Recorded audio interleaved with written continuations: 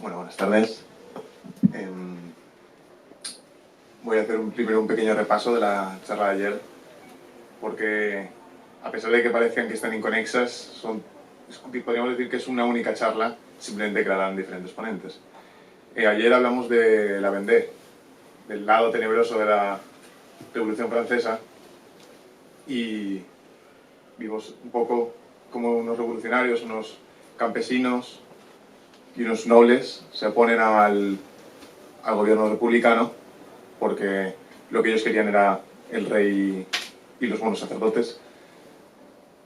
Y hoy vamos a continuar, después de haber visto ayer el hecho histórico, vamos a continuar con las consecuencias que tenía la Ilustración y que ha tenido la Revolución Francesa, viendo concretamente al hombre, ¿no?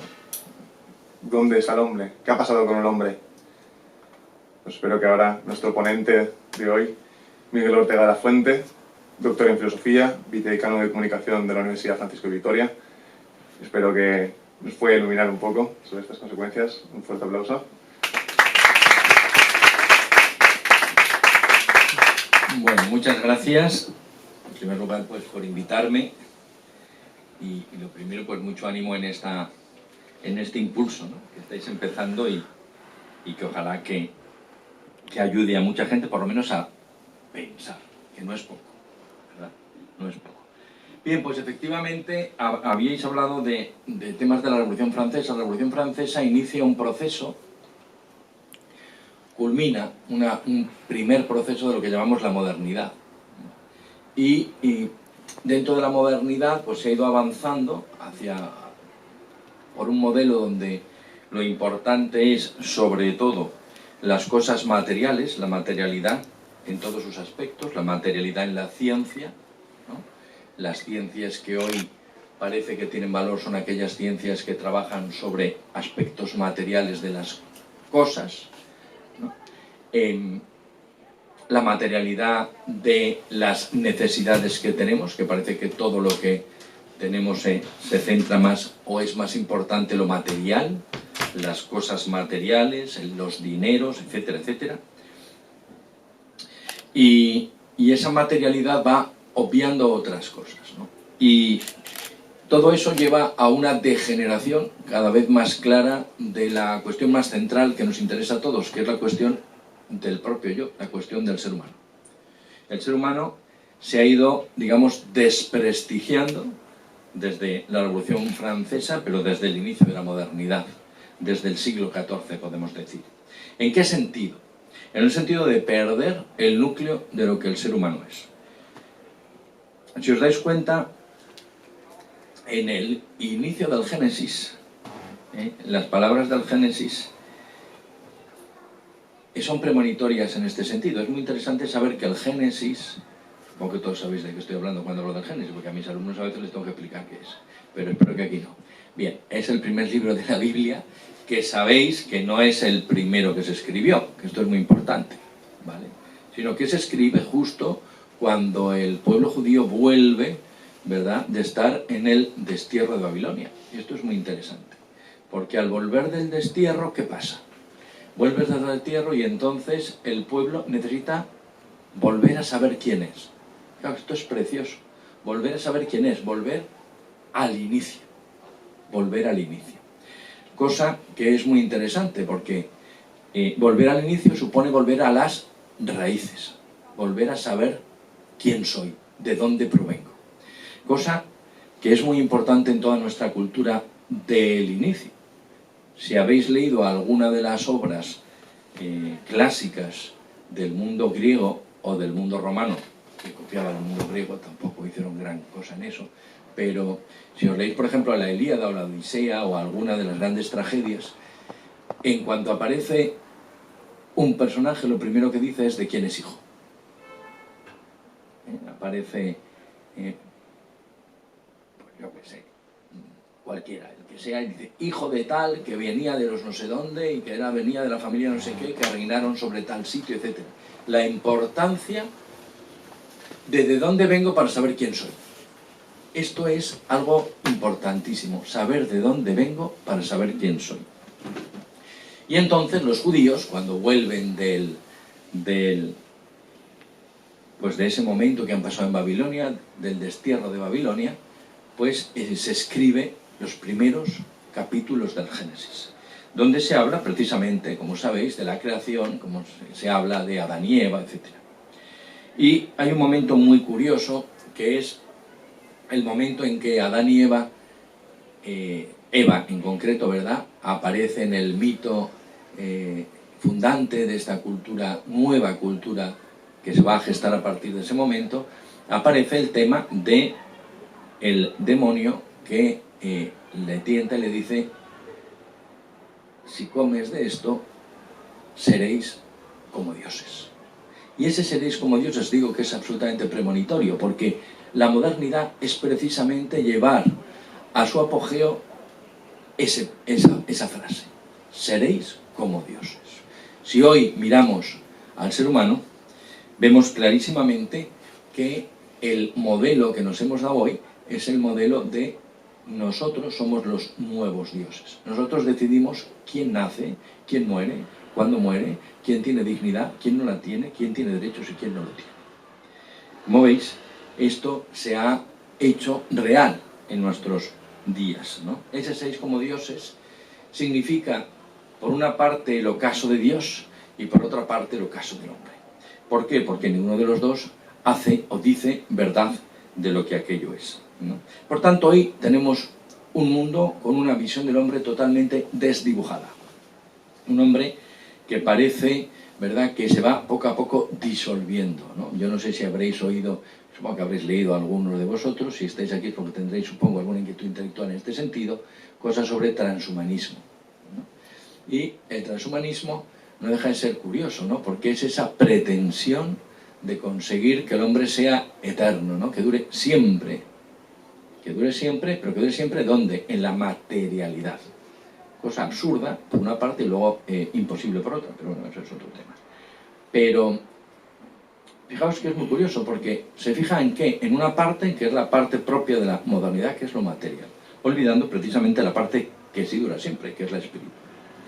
Bien, por tanto, la idea del hombre de hoy parece haberse esfumado. Parece que hoy todas las grandes ideologías y todas las grandes movimientos a nivel intelectual que pululan, ¿verdad?, por nuestro mundo, parecen estar de acuerdo precisamente en la disolución de lo que es el concepto de ser humano. Y es interesante, por tanto, yo creo, volver a reflexionar sobre esto.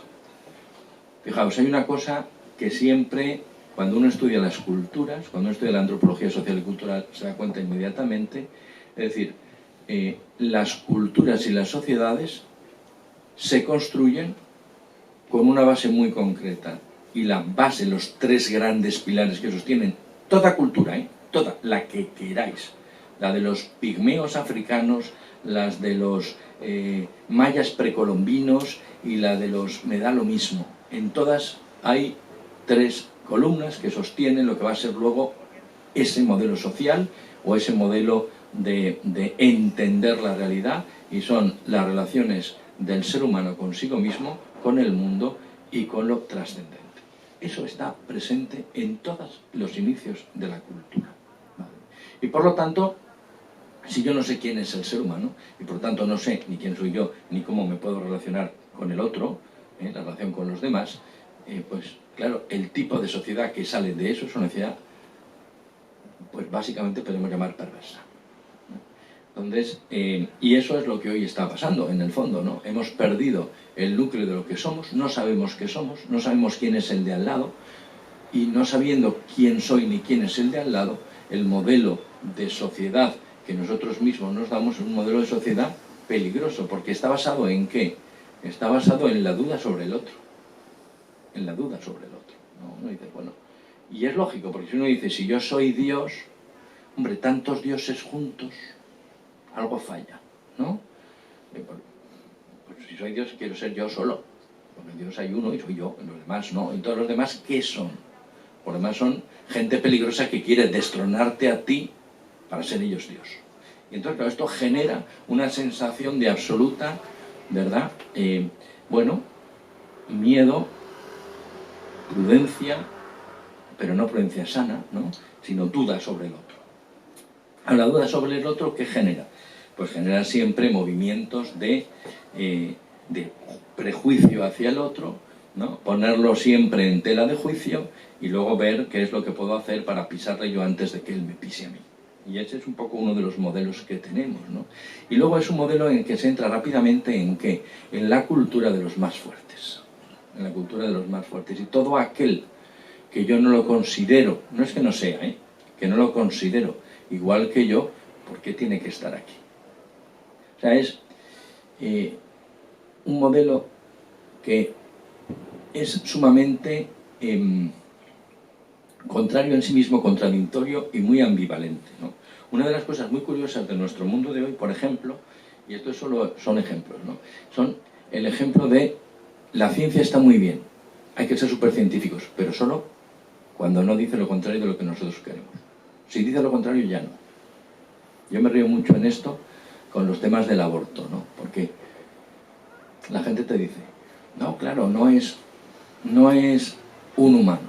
Digo, ya, y es muy curioso porque yo a mis alumnos juego por otra parte, entro por otro lado. Claro, pues si entro así es muy difícil porque la gente ya dice, ya sabes por dónde vienes. Entonces yo digo, mirad, en Castilla-La Mancha, la Comunidad de Castilla-La Mancha es el mayor lugar donde más abutardas hay del mundo. Las abutardas son unos bichos que no tienen ningún interés, pero evidentemente para toda esta gente que se dedica al mundo de la naturaleza sí. Y bueno, y creo que tampoco hay que matar todas las abutardas, por supuesto, no decir que pobres bichillos. Pero es muy gracioso porque sabéis que todo este mundo de lo verde tiene como una influencia. Entonces entras por ahí y le dices, bueno, a las abutardas está prohibida su caza porque están en peligro de extinción. Es más, en la Comunidad de Castilla-La Mancha, si estás... Unos bichos muy curiosos. Si lo estáis viendo ahí veréis que son bichos curiosos. Son unas aves muy gordas luego. Cuando crecen son unas gallináceas grandes. Las más grandes de las que... Sí, que vuelan de las más grandes del mundo, sí. Y están prohibida su caza, por supuesto, en toda esta zona porque quedan muy pocas y tal cual. Bueno, y si tú pisas por un casual un huevo de abutarda y te pilla la Guardia Civil del campo, no solo te mete una multa bastante decente, sino que hay hasta pena de privación de libertad. Entonces, ¿y por qué? Como dice, hombre, porque si pisas un huevo de una abutarda está clarísimo que de ahí sale una abutarda. Anda, qué curioso, aquí sí lo tenemos tan claro. Y en el ser humano no, os dais cuenta, ¿no? Te digo, ¿y por qué sabes que es una abutarda? Y no otra cosa, a lo mejor no sale nada. No, está clarísimo que de un huevo abutarda salen abutardas. Correcto. Y está clarísimo que de un ser humano salen seres humanos. Es más, la ciencia nos dice que desde el momento en que se da la fecundación, si yo analizo el ADN, es el mismo que tenía en ese momento, el mismo que tengo yo hoy. El mismo ADN humano, curiosamente. Curiosamente, ¿no? Entonces, claro, bueno, pero ahí no usamos la ciencia porque no nos interesa. Ahí no. Entonces, y lo mismo está pasando ahora con todo el tema, ¿verdad?, de la muerte dulce, eutanásica, que con tanta fruición, ¿verdad?, intentamos ahora, bueno, pues que nos sobra gente, vamos.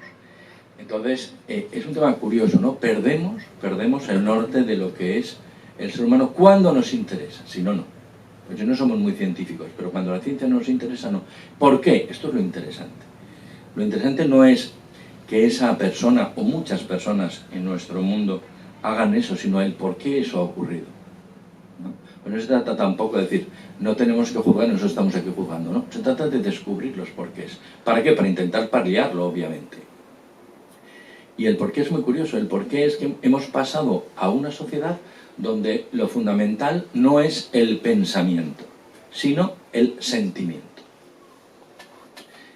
Y lo peor de todo no es eso, lo peor de todo es que lo que siento, considero que es lo que pienso. Siento esto y entonces, ¿qué es lo que es? Eso es un pensamiento, no, eso es un sentimiento. Y un sentimiento es una cosa que está muy bien y es propia del ser humano, cierto, pero no es un pensamiento. Claro, cuando uno tiende a confundir sentimientos y pensamientos, es lo que desde el punto de vista, ¿verdad?, del mundo de la filosofía llamamos el emotivismo, ¿verdad? Entonces se genera un mundo donde lo que vale no es la realidad de las cosas, sino lo que yo siento, ni siquiera pienso, de la realidad de las cosas. Claro, esto es especialmente peligroso, especialmente peligroso, ¿no? Yo me encuentro continuamente en mis aulas con alumnos que dicen que, por ejemplo, que la realidad no existe. Pero ¿cómo puedes afirmar eso? Claro, hay modelos rápidos para quitarles de ese sueño irreal, ¿no? Que yo les digo, mire usted, ¿está usted seguro? Sí, vamos a hacer una prueba. Usted va a salir de allí corriendo a toda velocidad y cuando llegue aquí, salta con la cabeza por delante contra la pared. Como no existe la realidad, usted no se preocupe, que no le pasará nada. Y curiosamente eso no se atreven a hacerlo, ¿no? Entonces, quiero decir que al final la realidad es que es dura. Digo, mire, no sé si lo que usted dice es cierto o no, pero aquí cuando se acaba mi clase, todo el mundo sale por la puerta. Nadie se va por otro lado. ¿Por qué todo el mundo se va por la puerta? Porque la única manera real posible de salir de aquí es utilizar la puerta. Bueno, pueden utilizar otros sitios, pero no les aconsejo esa opción, ¿no? Pero quiero decir que al final uno dice, ¿cómo alguien puede dudar en su sano juicio de la realidad? Y no es que duden de la realidad, es que son puros sentimientos y puras emociones. Y esto es un tema que yo creo que es bastante preocupante. Y esto, desgraciadamente, solo se suple, claro, esto cuesta mucho, sobre todo al vago, ¿verdad? Pero solo se suple con estudio, con la soledad de la mesa de estudio, con personas que nos ayuden, ¿verdad?, a ir descubriendo la verdad y la realidad. Y es la única manera, no hay otra, no hay otra. Desgraciadamente, la única opción que tenemos es ponernos nosotros mismos a estudiar, a buscar la verdad. Bien, y es verdad que en esa búsqueda de la verdad, fijaos, los temas del ser humano no son temas fáciles, son temas complejos, son temas muy complejos muchas veces. ¿Por qué? Porque la realidad del ser humano es una realidad muy amplia, no es una realidad simple, es una realidad muy amplia y es una realidad que es compleja, es compleja. Y las realidades complejas suponen un estudio complejo, aún más difícil, aún más, ¿verdad?, que otras cosas. Bien, yo voy a hablaros un poco aquí de algunas de las dimensiones básicas para entender bien al ser humano. Luego dejamos un tiempo para que charlemos, ¿no?, amigablemente. Pero si no tenemos esto muy claro, el problema es que la reflexión que luego podemos hacer sobre la realidad humana suele ser fallida. Por tanto, fijaos que cuando hoy hablamos del ser humano, tampoco me atrevo yo a decir que las diferentes modalidades o reflexiones que hay sobre el ser humano, ¿verdad?, sean falsas. No es que sean falsas, sino que simplemente en la mayoría de estos casos se cae en la confusión de coger una parte y pensar que esa parte es el todo. Me explico. Por ejemplo, digo aquí algunos que tengo para no... El colectivismo marxista. En el colectivismo marxista se entiende que lo más importante es la sociabilidad, lo social. ¿Y cabe duda de que lo social es importante en el ser humano? Pues no cabe ninguna duda, es verdadero. ¿Qué pasa? Que no puedo identificar el ser humano exclusivamente con lo social, porque entonces me equivoco. Me equivoco. Cojo una parte que es real del ser humano, pero la pongo como si fuera la única. Falso. El dualismo cartesiano, ¿no?, donde el hombre es solo una res cogitans, ¿no? Pues, el hombre es también una res cogitans. Pues sí, también, pero no solo. Otro, ¿verdad? Y así, ¿no? Los relativismos culturales, donde solo cogen una parte, ¿verdad? El tema del existencialismo, poniendo como último y única cosa la libertad, y la libertad, que no cabe ninguna duda para ninguno, que es fundamental, capital, central en el ser humano, pero no solo, no es lo único que somos. Vale. Entonces, esta es una de las cuestiones más importantes que hay que ver, porque Es verdad que hay muchas dimensiones en el ser humano. Yo voy a hablar de 7 dimensiones y luego de 3 cuestiones importantes que creo que son necesarias para entender lo que es el ser humano en su esencia. Claro, para entender el ser humano, fijaos, hay que ser capaces de mirar más allá de lo que decíamos antes de lo material. Está claro que nosotros somos materia, creo que eso no lo duda nadie, ¿no? Somos materia. Y que evidentemente somos seres biológicos. Hasta ahí, ¿no? Somos seres biológicos, igual que lo es el perro, igual que lo es el oso, igual que lo es la cucaracha, seres biológicos, ¿no? Pero está claro que el ser humano tiene unas capacidades, ¿verdad?, que están por encima de su biología, aunque requieren de la biología, y esto es algo que hoy la gente no entiende, ¿no?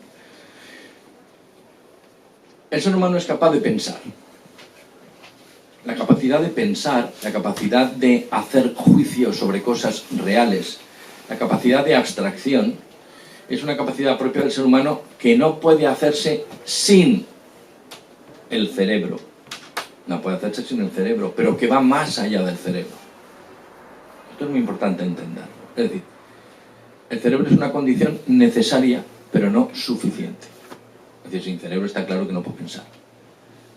Pero hay gente que con cerebro tampoco piensa. Es decir, que, por lo tanto, hay algo más. Es decir, está por encima. Es una cuestión que va más allá de la materia. Lo mismo la libertad. Va más allá de la materia. Es algo, incluso la propia efectividad, trasciende el amor. El amor, que hoy en muchos sitios se empeñan en decir que no es otra cosa que una liberación de feromonas, pues así nos va, ¿no? No, o sea, si usted libera feromonas será por algo, o que usted libera feromonas solo y entonces se encuentra con cualquier cosa y se enamora de eso. Pues no, mire usted, ¿qué será primero? O sea, el sentido común lo estamos perdiendo. ¿Vale? Entonces, que también hay, claro que sí, fijaos, hay una cosa muy chula, bueno, muy chula, voy a decir es un poco bárbaro, pero en fin, quizás la manera más interesante de descubrir cómo el ser humano es a la vez materia y espíritu, curiosamente, es la depresión. Digo, pues por eso no es tan chulo, ¿no? Pero digo que es muy interesante. ¿Por qué? Porque hay depresiones clarísimamente que proceden de cuestiones biológicas, es decir, de falta, ¿verdad?, de algunas cuestiones a nivel químico que generan una depresión. Y hay depresiones que no tienen nada que ver con lo químico. Es que me ha dejado mi novia, pues, o es que se ha muerto mi madre, o es que... Y genera una depresión en esa persona. Y eso no es físico. Para nada. Y sin embargo se refleja en lo físico, porque somos una unidad. Y esto es fundamental verlo. Es decir, si negamos la capacidad espiritual, y espiritual no estoy diciendo religiosa, espiritual, lo espiritual y lo religioso irán juntos, evidentemente, pero cuando hablo de espiritual hablo de capacidad de estar por encima de la materia. Es una cosa tan simple como el tema de ser capaces de trasladarnos en el tiempo en predicción futura. Esto que lo hacemos continuamente, de una manera, digamos ya, podríamos decir, inmediata, sin pensarlo siquiera, es la capacidad que tiene el hombre de estar continuamente viendo lo actual en previsión de cosas de futuro. Esto es continuo en el ser humano. Y es continuo desde el inicio. Desde el inicio, fijaos. Los primates superiores, aquellos que algunos se empeñan en decir que estamos emparentados, y no dudo que algunos de los que lo dicen posiblemente lo estén, pero es verdad que cuando hay unos bichillos muy curiosos que llaman los bonobos, son unos monos que según dicen los expertos son los más cercanos a nosotros y están muy muy lejos, pero los bonobos cuando van a cruzar un río es muy curioso porque utilizan un palo y los bonobos son nulos nadando, muy malos, y les da mucho miedo el agua en general, y entonces ellos cogen un palo y van como testando primero para ver la profundidad, ¿no?, y saber por dónde pueden vadear el río. Joder, qué inteligentes son. Bueno, entonces cruzan el río y ¿qué hacen con el palo? Tiran el palo. Después de que han estado un montón de tiempo viendo a ver cuál era el mejor palo, lo tiran. ¿Qué pasa con el ser humano? El ser humano, el niño más pequeño, si hace eso, a continuación, ¿qué hace? No solo se queda con el palo, sino inmediatamente dice, ¡hey! Este es mi palo. Que conste en acta, ¿no? Y es curioso porque efectivamente en los lugares donde nosotros sabemos que hay las primeras comunidades de homos, hace muchísimos millones de años, ¿qué es lo que encontramos? Objetos. Objetos tipo herramienta, que ¿qué significa? Significa que alguien se lo guarda para luego, por si acaso. Eso es propio del ser humano. Ningún animal nace por si acaso, solo nosotros, ¿vale? Y los pocos que obviamente que guardan alimentos en invierno, no es por si acaso, es que les viene dado de fábrica. Pero nosotros no, nosotros tenemos esa capacidad, ¿vale? Entonces, fijaos que esto es muy interesante. ¿Por qué? Porque esa capacidad de mirarnos en el futuro, de prevenir el futuro, de alguna manera anticiparlo, eso está fuera totalmente de la materia. Eso es una capacidad absolutamente espiritual. La materia no hace eso. Eso solo puede proceder de algo que está por encima. Bien. Por lo tanto, hay que tener primero esa visión, ser capaz de descubrir que la grandeza de cada uno de nosotros como humanos está en esa unidad entre cuerpo, materia y espíritu, algo que va más allá. Luego, digamos que hay, yo aquí pongo de las 7 dimensiones que a mí me gusta más hablar, pero bueno, luego se podría hablar de alguna otra, ¿no? La primera es sapiens, ¿no? Es decir, el hombre es capaz de abrirse a lo real. Abrirse a lo real. Lo real al final es lo verdadero, claro, pero es abrirse a lo real. Es decir, es aquel que se pregunta por las cosas. Fijaos que es muy curioso. El mundo actual, los grandes, bueno, no sé llamarlos filósofos, porque hoy poco filósofo hay decente, pero bueno, vamos a decir los pensadores de hoy, muchos hablan de una cosa que es muy interesante, que es el fin del logocentrismo. ¿Por qué apunto esto? Porque si vosotros habéis estudiado filosofía en vuestro tiempo, recordaréis que el mundo griego se centraba precisamente, y esto nos lo machacaban a todos cuando estábamos bueno, yo estudié COU, vosotros estudiaríais lo que os tocara, pero, ¿no?, el bachillerato, pero el paso del mito al logos. ¿No os acordáis de eso? Os tenéis que acordar de eso. Todo el mundo que estudió filosofía estudiamos el paso del mito al logos. Además era una de las que solía aparecer en selectividad, pero bueno, el paso del mito al logos. Entonces, el paso del mito al logos supone precisamente eso, la capacidad del hombre de preguntarse por la realidad de las cosas. Y hoy se habla justamente del fin del logocentrismo, del fin de nuestra cultura. Nuestra cultura empieza por el logos, y hoy ya nadie se pregunta por el logos, ¿no? Yo les pregunto a mis alumnos siempre, ¿por qué las tapas de las alcantarillas son redondas? Y todo el mundo me dice, ¿esto qué tiene que ver con esta asignatura? Digo, no tiene que ver nada. Tiene que ver con nuestra capacidad anodina e inútil de preguntarnos por las cosas que vemos a nuestro alrededor continuamente. Y sí, es verdad. ¿Quién se lo ha preguntado? No, es una pregunta trampa, porque normalmente casi ninguno nos preguntamos eso, ¿no? Pero es verdad que hay que preguntárselo, porque cuando uno se pregunta cosas, ¿qué encontramos? Pues respuestas. Si no me hago preguntas, no puedo encontrar respuestas.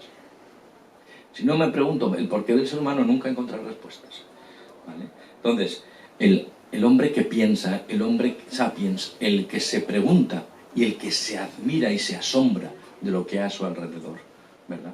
Esto es importantísimo. Por tanto, el hombre que es capaz de ver la realidad, y no solo de verla, sino de comunicarla, ¿vale? De verla y comunicar la realidad.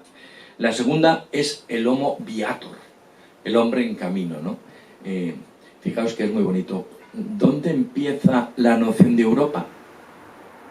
En el Camino de Santiago. En el siglo, seguramente, VIII, ¿verdad? Los primeros peregrinos de los que hay constancia, seguramente habría alguno antes, pero no sabemos, ¿verdad?, que se encuentran en ese Camino de Santiago y de repente descubren en esa época medieval donde se había perdido la unidad romana y eran reinos diferentes, y de repente se encuentran y resulta que hablan todos la misma lengua, el latín. Todos tienen la misma religión, cristianos, y todos van a ver la tumba del apóstol, y van a verlo por lo mismo, porque son peregrinos en esta vida y quieren tomar conciencia plena de lo que significa ser peregrinos para poder llegar a la patria celeste, que es la otra, ¿no? La patria de siempre, la eterna, ¿no? Entonces, y ahí aparece la idea de Europa. Acordaos de esto, ¿no? Pero cuando Papa San Juan Pablo II vino por primera vez a España, terminó su viaje de 8 días en Santiago de Compostela. En un acto precioso allí, él hizo un trocito de la última etapa caminando, ¿verdad?, desde el Monte del Gozo, y el último acto de todos fue justo cuando se iba en el aeropuerto, y en el aeropuerto tiene un discurso precioso que se titula Europa vuelve a encontrarte, y habla precisamente de las raíces cristianas de Europa que se alumbran por primera vez en el Camino de Santiago. Fijaos qué bonito, ¿no? Pues es que el hombre es un hombre en camino, es un homo viator, ¿verdad? ¿Qué significa eso? Significa que nosotros somos los únicos que tenemos biografía. Cada uno de nosotros tenemos biografía. Sabemos que somos el mismo de hace 1 año, 2 años, 3 años, 4 años, etc. Somos el mismo, ¿no? Somos la misma persona y por tanto somos seres biográficos. No somos seres que perduramos momentos en el tiempo, sino que somos una unidad en el tiempo, ¿verdad? Y eso es muy bonito. Por tanto, somos seres biográficos y por lo tanto la vida tiene un inicio y un fin, y por lo tanto tiene un sentido. Tiene un sentido. Es decir, hay lo que llamaban los filósofos antiguos desde siempre vidas logradas, aquellas que tienen sentido, aquellas que tienen sentido. Luego está otra de las cualidades propias del hombre, que es la socialidad, ya lo habíamos dicho antes, ¿no? El hombre es un animal social, es un ser social, y esto es muy bonito, hay que tomarlo con cierto cuidado porque tampoco hay que absolutizarlo, ¿vale? Pero es verdad que el ser humano se hace a sí mismo en relación con los otros. Es decir, yo soy yo en virtud de las relaciones que he tenido y tengo. Y no es lo mismo si hubiera tenido otras. No sería lo mismo. Esto es muy interesante. Yo hace poco estuve en un curso de estos que hay, que están muy de moda ahora también, que son de estos de coach, ¿vale? Básicamente vendedores de crecepelo, pero a los que se les paga mucho dinero, de verdad, se les paga mucho dinero con cosas que son absolutamente obvias, si no erróneas, eso sí, muy bien dichas, hay que reconocerlo. Pues digo que son vendedores de crecepelo, ¿no? Pues no, nadie les compraría nada. Pero me decía uno de los coaches, una de esas sesiones así muy tal, ¿no? Y decía, olvidaros de vuestra historia, pensad solo en lo que sois hoy. Entonces yo, que me echaron del curso, claro. A continuación, de manera discreta y no en público, todo hay que decirlo, fueron educados en eso. Pero yo le dije, perdón, pero es que si me olvido de mi historia no sé quién soy. No, hombre, yo lo que quiero decir es que piensen solo en lo que eres ahora. Digo, ya, pero es que lo que soy ahora solo lo puedo pensar a la luz de lo que he sido. Es decir, que yo no he nacido ahora mismo, ¿sabes? Vengo de atrás. Y lo que soy es parte de toda una experiencia vital, que con lo bueno y lo malo no puedo obviar, porque entonces ya no soy yo. Bueno, le sentó muy mal, no sabía un poco cómo salir el hombre, y al final, en el descanso, los responsables del curso me dijeron que, en fin, que si querían que me devolvían el dinero, pero que quizás, bueno, etc. Pero bueno, no deja de ser divertido, porque uno dice, bueno, yo vengo a esto, no vengo a criticar a este hombre, pero es que hay cosas que dices, oiga usted, ¿dónde hemos perdido el norte, no?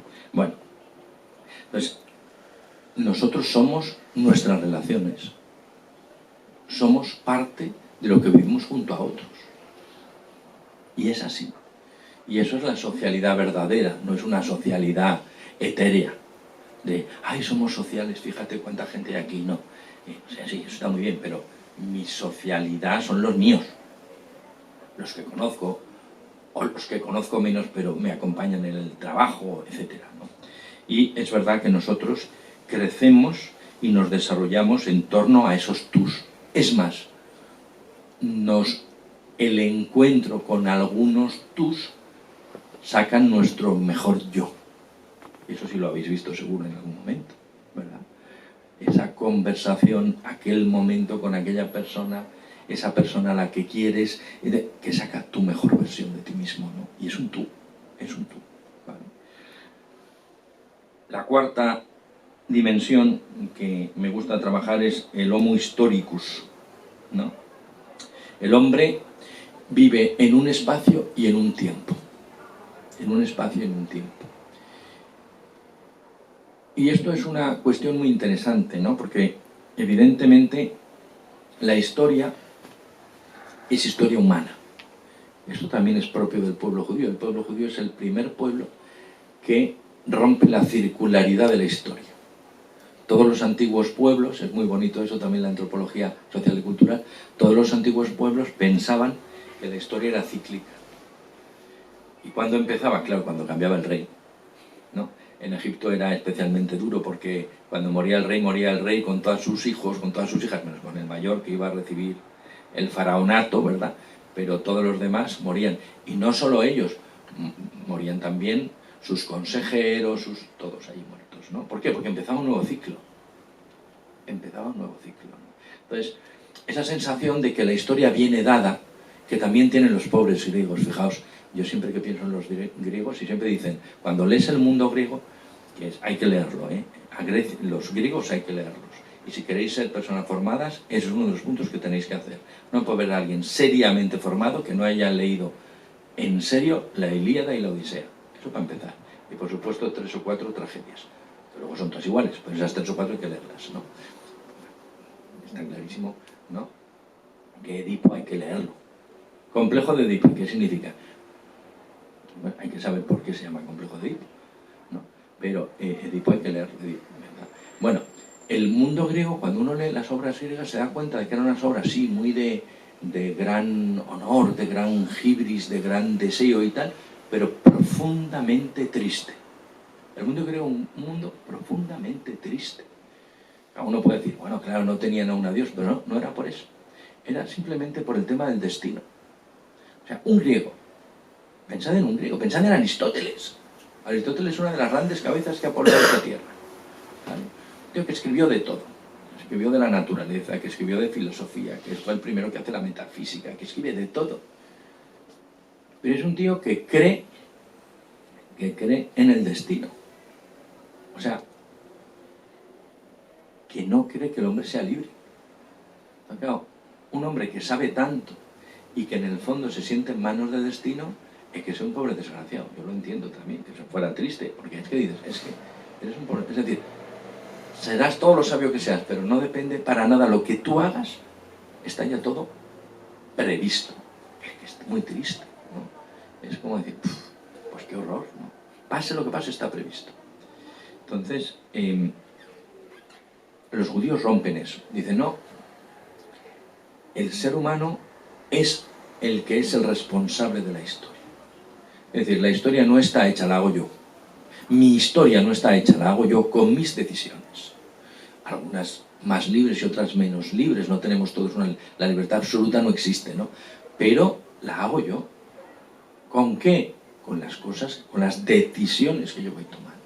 Y por tanto, fijaos que esto es muy bonito, porque entonces significa que soy, en cierta parte, dueño de mi historia y en una parte también dueño de la historia. Y en ese dueño de la historia tiene que venir una cosa que hoy se ha perdido, que es nuestra responsabilidad con los demás. Es decir, que si nosotros estamos aquí, y estamos aquí será por algo, y si estamos en esta época será por algo, y si nos ha tocado este periodo será también por algo. Y en ese por algo es donde hay que descubrir cuál es mi misión aquí. ¿Cuál es mi misión? Y mi misión no es para mí, siempre es para otros. Mi misión es siempre para dar, porque el ser humano ha nacido para dar, para entregarse. Y por lo tanto, cuando uno es feliz es cuando se entrega al otro, curiosamente. Y cuando el acto de entrega es más puro, aún se es más feliz, ¿no? Y por lo tanto, este sentido de la historia me obliga a estar aquí para darme. No podemos, fijaos, yo esto se lo digo a mis alumnos, la gran diferencia entre las escuelas griegas, en todas las academias griegas y todas las academias romanas, y la universidad, que evidentemente nace en el mundo cristiano, porque no podría haber nacido en otro lugar, es precisamente la noción de lo abierto y lo universal. En las en la escuela pitagórica era una escuela de iniciados, donde los que entraban allí tenían que pasar por una serie de ritos y una vez que estaban dentro, el saber se quedaba dentro, no podía salir fuera, era nuestro solo. Y fijaos, la universidad es justo lo contrario, es un saber que tiene una responsabilidad social. El universitario, y todos los que hemos pasado por la universidad lo somos, ¿verdad?, es para afuera, no es para él solo, también se queda con algo, obviamente, pero tiene una responsabilidad para afuera. Cuando en Valencia, supongo, no, los primeros universitarios los mandaron a estudiar por donde fuera, a Bolonia, o a Heidelberg, o a Oxford, ¿verdad? ¿Y qué? Al volver, ¿para qué se les mandaba allí? Para que al volver aquello que aprendían fructificara en la comunidad que los había enviado. No olvidemos eso. Y eso tiene que ver precisamente con el Homo historicus. Hay que tener y tomar conciencia de cuál es mi misión aquí. Y esto hoy se ha olvidado.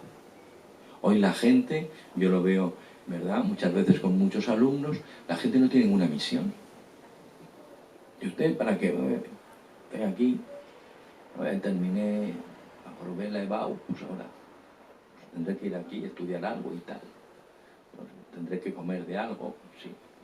Eso, son vidas anodinas. ¿Cómo se puede ser feliz así, Dios mío? Hay que usted, claro, ¿no? Hay que volver a iluminar la persona. Y volviendo a iluminar la persona, volveremos a iluminar la alegría en los rostros. Y la alegría en los rostros solo llega desde una misión. Solo. Fijaos qué bonito. Vuelvo a... que pesado con los judíos hoy, ¿eh? Pero bueno, sale así que vamos a hacer. No estaba pensado, ¿eh? Pero es muy curioso. Los judíos cambian el nombre en virtud de la misión. Tú ya no serás Abraham, ahora vas a ser Abraham. Le pone una A más, ¿no? Porque vas a ser padre de un gran pueblo. Y el propio Cristo a Pedro dice, tú ya no te llamarás Cefas, sino Pedro, porque de ti haré, vas a ser la piedra de mi iglesia. Se cambia el nombre en virtud de la misión, porque lo que da sentido a tu nombre es la misión que tienes. Algo muy, muy bello. Luego pasamos a una quinta dimensión. Es que de cada una de estas podríamos hablar mucho tiempo, ¿eh? Perdonad, pero yo no me quiero enrollar tampoco. Vamos de tiempo, Dios mío. Vale. Que es la capacidad del hombre de hacer y de, digamos, liderar una economía. Es decir, las relaciones, la capacidad que tiene el hombre de hacer y, por lo tanto, de dominio de la realidad. Nosotros somos capaces, ¿verdad? Los animales se adaptan al medio, nosotros directamente adaptamos al medio. Nosotros no nos adaptamos al medio. Llegamos aquí y dice, hace frío, hala, haz una casa, pon la calefacción, el aire acondicionado para el invierno, tal, para el verano, no sé qué. Adaptamos el medio, ¿no? El hombre es capaz de adueñarse de las cosas, de hacer cosas nuevas, es capaz de rehacer, ¿verdad?, la naturaleza, en cierto modo, de dominar la naturaleza y de hacer cosas, ¿no? Es esa experiencia de la ciencia y de la técnica, ¿no? Ciencia y técnica que evidentemente, pues en virtud de lo que se haga, pues son para el bien o para el mal. Yo ahí ya no entro, pero bueno, sí entro, es decir, que en virtud de que aquello que se haga va hacia lo que es propio del ser humano, pues va hacia el bien, y si es contrario al ser humano, pues evidentemente va hacia el mal. No hace falta ser muy listos para eso, cuando uno tiene las cosas claras. Si no las tiene, pues entonces yo entiendo que uno lo pase muy mal, porque no sepa dónde están las cosas, ¿no? Pero sabiéndolo es muy fácil. Claro, para eso hay que estudiar, como decíamos, pero es muy sencillo, ¿no? Entonces, al final, la ciencia, claro que tiene un valor enorme. Es que es propio nuestro. ¿Qué animal hace ciencia sino nosotros? Nadie, ¿no? La ciencia, la técnica es algo propio del hombre, pero tiene que tener un fin. ¿Y el fin cuál es? Pues el bien del hombre, no hay más. Mucho que decir aquí no hay. Otra cuestión muy bonita que yo saco de un gran profesor mío, aún vivo, por cierto, el doctor López Quintás, y no sé si ustedes lo conocen, pero don Alfonso López Quintás es un maravilloso genio, catedrático de estética filosófica. De estética, y se dedica a pintar las uñas, ¿no? De estética filosófica en la Complutense, y me dio mi clase, y él habla de la dimensión lúdica del ser humano, de la dimensión lúdica, ¿no? Ludus, juego, ¿no? el hombre que siempre vive, en cierto modo, en un juego, ¿verdad? Aparte de que es capaz de jugar, ¿verdad? Pero vive siempre, o sea, genera entornos de juego, en manera amplia. Es decir, el fútbol es un juego, efectivamente, el ajedrez es un juego, efectivamente, pero también el mundo laboral es un juego en ese sentido.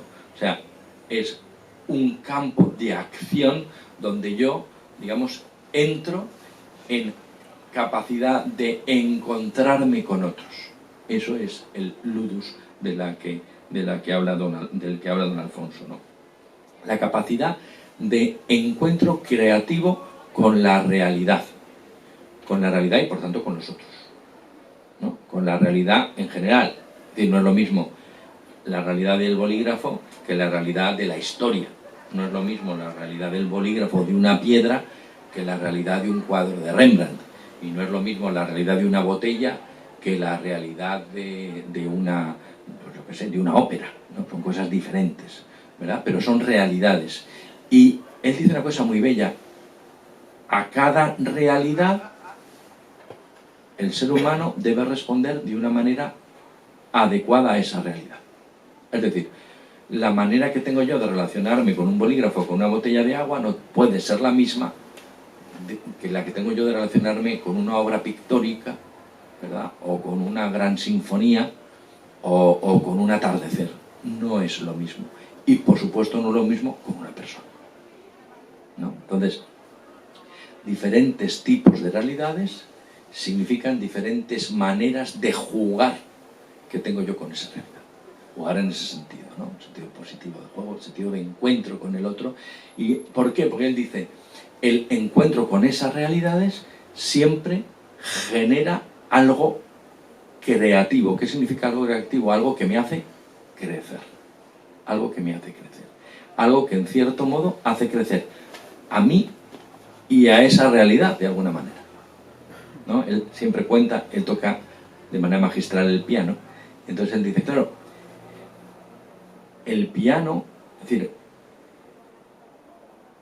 tiene sentido no en el aparato, no la composición, no, sino tiene sentido el momento en que yo, siguiendo lo que pone la composición, soy capaz de adecuarme a ella, de centrarme, de vivirlo por dentro y de hacerlo sonar, ¿no? Es decir, entonces eso supone una recreación, porque hasta ese momento la obra no está escrita y está el pie, pero la obra no está. El momento de la obra es cuando está sonando. El momento en que yo me encuentro con la obra es cuando suena. Y en ese encuentro yo crezco. Y aquel que se mete en la obra, aquel que está abierto a ella, crece también. Y en cierto modo hace crecer a la obra. Entended en qué sentido lo digo, ¿no? En el sentido de que le da plenitud a esa obra, plenitud de sentido, ¿no? Bien. Y aquí entran, pues bueno, todas las realidades propias del ser humano. El arte, tal, pero fijaos una cosa muy bonita, que nos es propia también, ¿no? A veces en las clases, antiguamente yo doy la asignatura de antropología humana, y lo digo por si acaso, y sí, porque no es antropología social y cultural, vamos.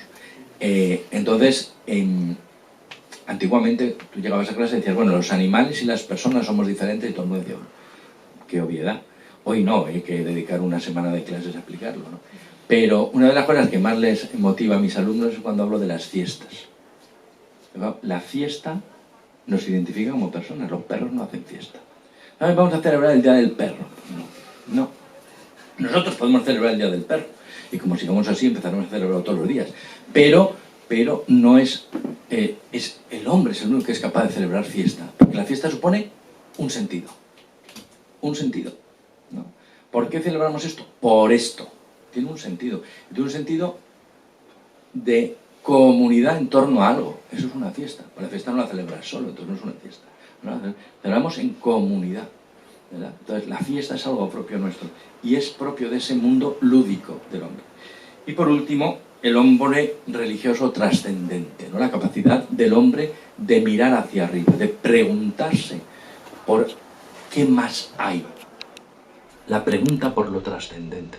Creo que esto también es muy curioso. Nuestra cultura esto lo ha abandonado muchísimo, pero no hay ninguna cultura, que yo sepa al menos, y he estudiado bastantes, no hay ninguna que no tenga esto. Ninguna. ninguna. Esto es curiosísimo. Entonces tú dices, las culturas incas, mayas, aztecas, las de los arapahoes y las de todos los que queráis, las culturas del Indostán antiguo, las culturas japonesas, no hay ninguna cultura que hoy conozcamos que no tenga esa apertura al trascendente. Nosotros la intentamos matar en la nuestra, ¿no? Pero no hay ninguna. ¿Por qué? Porque es propio del hombre la pregunta por eso. Precisamente, ¿por qué? Porque decía Aristóteles, y luego repite Santo Tomás, ¿no?, que solo hay 3 tipos, ¿verdad?, de realidades. Las realidades, digamos, puramente materiales, incluidas las biológicas, las realidades puramente espirituales y el ser humano, que está en medio. Y precisamente como está en medio se pregunta por las dos, ¿no? Porque nosotros somos materia y espíritu, entonces nos preguntamos por lo no material, que es el espíritu, y por lo material, ¿verdad?, que es la materia. Entonces, esto también es fundamental saberlo. Luego cada uno tendrá que dar su respuesta, yo ahí ya no entro. Pero lo que no podemos hacer es negarlo, porque negamos una parte de lo que somos, ¿vale? Por tanto, fijaos que hay, con esto prácticamente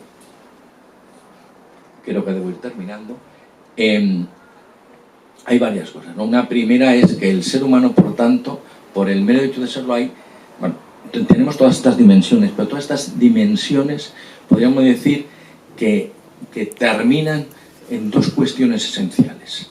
Una primera, nuestra capacidad de tener cuerpo y alma, materia y espíritu, ¿vale? Es decir, el hombre no es ni un alma encerrada en un cuerpo, ¿vale?, ni un cuerpo que tiene un alma inferior, sino que es una unidad sustancial, ¿no?, donde hay una unidad total entre cuerpo y alma. Es decir, mi alma está en todo mi cuerpo y mi cuerpo revela toda mi alma, ¿no? No hay un sitio donde está el alma y un sitio donde está el cuerpo, sino es una unidad única, inseparable, tan inseparable que en el momento que nos la separan nos morimos, o sea, así de fácil, ¿no? Entonces, nuestro modo de ser es un modo cuerpálmico, ¿no? Yo en mi clase les digo siempre que el hombre es un ser cuerpálmico, hay una cuerpalmidad. ¿Y por qué? Porque no se puede separar, y por eso la unimos, cuerpalma, ¿no? El hombre es un cuerpalma. Y es así, ¿no? Y esto es muy importante saberlo, porque esto revela muy bien lo que somos. Y esa cuerpalmidad da a luz a las 3 grandes capacidades que tiene el hombre, que es primero la capacidad intelectual, la capacidad de abstracción, la capacidad de preguntarse y la capacidad de saber la verdad. Es decir, la inteligencia depende principalmente de esa unidad cuerpálmica, ¿vale?, la inteligencia. Por otra parte, no tanto la libertad cuanto la voluntad. Dentro de la voluntad entra la libertad, pero es más amplio el aspecto de la voluntad que de la libertad. La libertad, diría Santo Tomás, es el acto segundo de la libertad, ¿verdad? Y por tanto hay un acto primero. Y por tanto la voluntad es más amplia que la libertad, la engloba, y que también es propio de nuestra capacidad cuerpal. Nosotros somos libres porque tenemos cuerpo y espíritu, porque somos una unidad de cuerpo y espíritu. Y tercero, nuestra capacidad de amar, ¿no? Toda esa afectividad, emocionalidad, sentimentalidad, que está muy bien, pero que va a lo más grande que tenemos, que es la capacidad de amar. Somos capaces de amar y deseamos todos amar y ser amados. Y si no, míranos a vosotros mismos. Todos nosotros deseamos amar y ser amados, ¿verdad? Y esa capacidad de amar y ser amados, esa que es propia de la donación y de la recepción del otro, es también fruto de nuestra capacidad, digamos, de tener esa unidad cuerpal, ¿verdad? Entonces, quedaros con eso, que creo que es muy importante. Es decir, hay un impuesto sobre el valor añadido por el hecho de ser humanos, es decir, hay un IVA humano, y el IVA es la inteligencia, voluntad y amor. IVA, el IVA humano es eso, y eso procede de nuestra cuerpalidad. Esto es muy importante. Y todo esto es lo que nos lleva a ¿qué? Nos lleva evidentemente a una cuestión fundamental, que es la necesidad de sentido y felicidad. Y yo por eso os animo mucho, porque creo que todo este tipo de cosas en las cuales uno, saliendo de nuestra realidad muchas veces ordinaria, nos planteamos otras cosas, queremos aprender más, queremos dar un paso, ¿no?, a plantearnos otra serie de cosas, además de tener muy clara cada uno luego nuestra propia actividad profesional, etcétera, ¿no? Y os animo mucho a que hagáis esto y a que os forméis de verdad, porque hoy necesitamos faros, necesitamos gente que ilumine. La gente va por ahí a ciegas y necesitamos, ¿verdad? Yo les digo a mis alumnos, se ríen mucho con esto, les digo, mirad, alumno, me dicen, es alumno, digo, no, alumno, que es lo que sois vosotros, significa seres sin luz, sin luz. A privativa, luz, no, por si acaso no teníais claro. Y digo, pero no os preocupéis, porque aquí está el profesor, que es el que os ilumina. Pues lo mismo, ¿eh? Que sirva esto para que os convirtáis en profesores. Y ahora pasamos a charlar y comentar lo que queráis. Muchas gracias.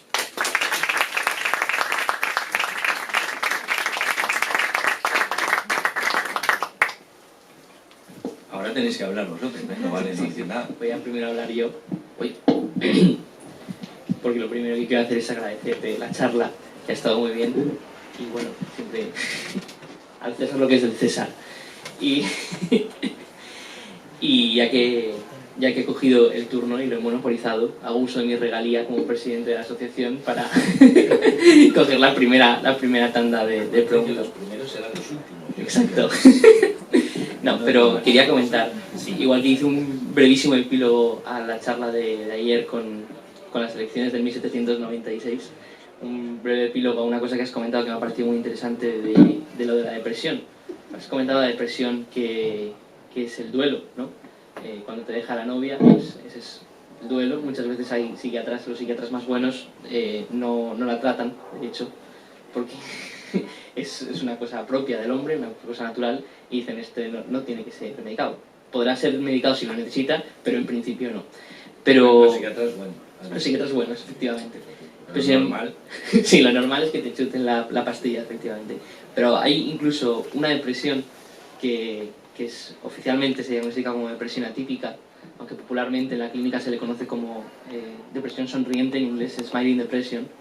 Es una depresión en la que la persona muestra niveles totalmente normales de serotonina y no está pasando por ningún duelo, pero sin embargo está profundamente deprimido. Y está ahí, ¿no? Y de hecho los receptores, o sea, el SSRI, ¿no?, la terapia típica contra la depresión, hace efecto inmediato a nivel farmacológico, enseguida tiene serotonina. Sin embargo, el efecto en el comportamiento tarda 2 semanas, de normal, la media, hasta 2 semanas en empezar a hacer efecto. Y además un efecto secundario que no es típico, pero es un efecto secundario que existe, está documentado, si lo miráis en la cima, de los SSRIs es el suicidio, porque muchas veces la serotonina lo que hace a la persona deprimida es darle la energía que no tiene para llevar a cabo el suicidio. Entonces, estas dos realidades de la depresión, tanto el suicidio como efecto secundario de los SSRIs, como la smiling depression o la depresión atípica, creo que relucen también muy bien eso que comentabas de la depresión, ¿no? Y nada, este era el pequeño comentario que quería hacer. Y para no seguir monopolizando el turno, abro el turno de preguntas, sí, o comentarios. O comentarios, con toda libertad. Sí, hay micrófono.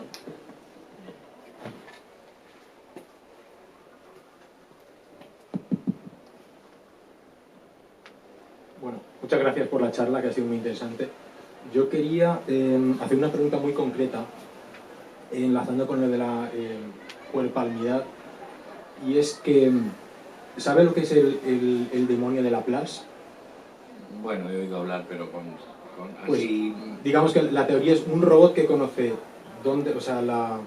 el estado actual del universo en cuanto a su materialidad, dónde está cada átomo, qué movimiento tiene y no sé cuántos, y en función de eso puede predecir el futuro, porque si las leyes de la física se aplican siempre, si sé dónde está este átomo ahora y qué velocidad lleva, sé cómo va a estar en el momento siguiente.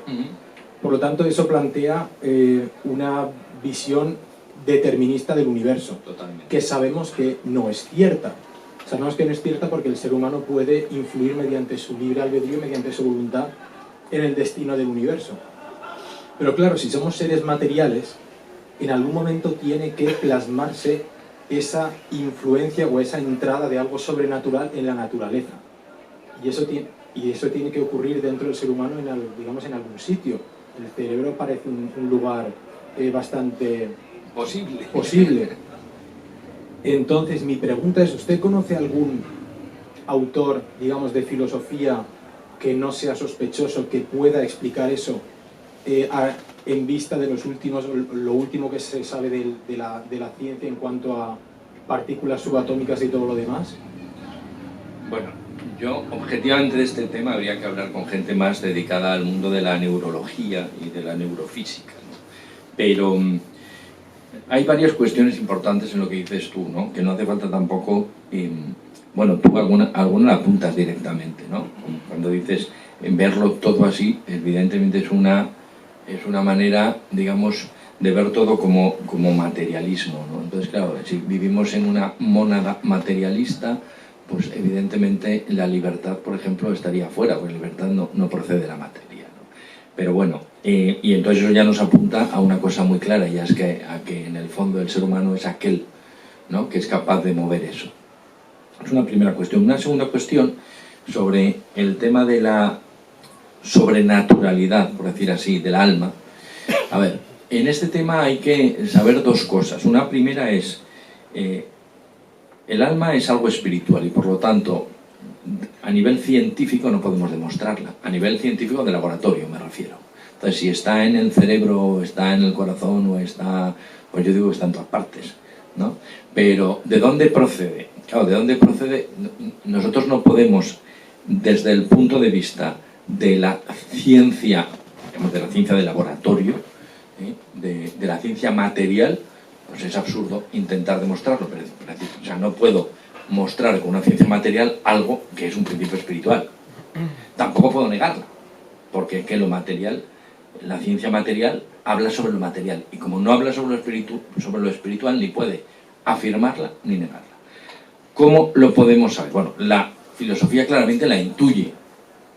La filosofía tampoco, una cosa es la intuición, significa que aquí hay algo y que hay un sentido común que nos dice que de lo más bajo no puede salir lo más alto, y por lo tanto de la materia, el espíritu no puede proceder de la materia.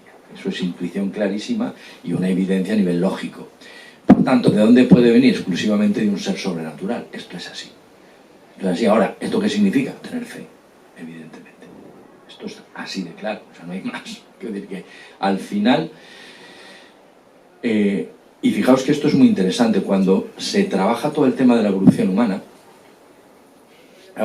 hay una cosa que es clarísima, y es decir, es que nadie puede, o sea, está muy claro que hay un momento en que el desarrollo de lo que es la capacidad craneal del ser humano da un salto que nadie se explica, ¿vale? Todos los animales de una línea más o menos, ¿verdad? Así, con pequeños, y él llega, el ser humano, y en un momento, hace aproximadamente unos 6 millones de años, empieza a crecer inmediatamente. Y eso supone no solo que crezca la capacidad, porque pues tiene mucha capacidad craneal y nada dentro, sino que va asociado, ¿verdad?, a un crecimiento del cerebro, un cerebro que es absolutamente diferente de otros cerebros. Es decir, que el cerebro humano, una corteza cerebral que no tiene ningún otro animal, pero absolutamente distinto. Y que eso hace que también sea totalmente distinto todo, ¿no? Entonces, claro, cuando se da eso, ¿qué podemos decir, ¿no? ¿Cuándo podemos decir? Yo siempre pregunto, ¿no?, que es una de las preguntas que se hace en la evolución. ¿Cuándo podemos decir que ya hay ser humano? Solo podemos decir que hay ser humano cuando vemos determinadas cosas que muestran una capacidad de abstracción, que es lo que hemos dicho antes de la herramienta. Guardar una herramienta pero ser usada después, eso es abstraer, ¿vale? Es decir, ser capaz de estar por encima de la materialidad del momento. Entonces, claro, en el fondo, una persona que tiene fe no le es muy fácil, no le es muy difícil decir, bueno, es que ahí hay una intervención directa de Dios. Bien, en el fondo, lo que sí podemos decir es que desde la fe es muy fácil entender la antropología. Es muy curioso.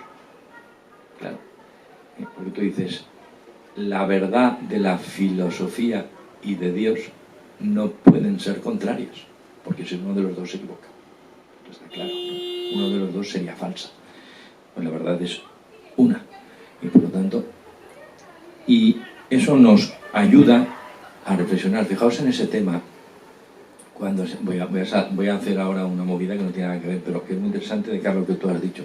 Cuando hablamos de la resurrección, desde el punto de vista filosófico, exclusivamente, desde la antropología filosófica, es una maravilla, porque tú dices, fíjate, si acabamos de decir que el hombre es un cuerpo alma, y mi estado y el tuyo, el propio nuestro, nuestra naturaleza como humanos es ser cuerpálmicos, cuando yo me muero, ¿qué pasa?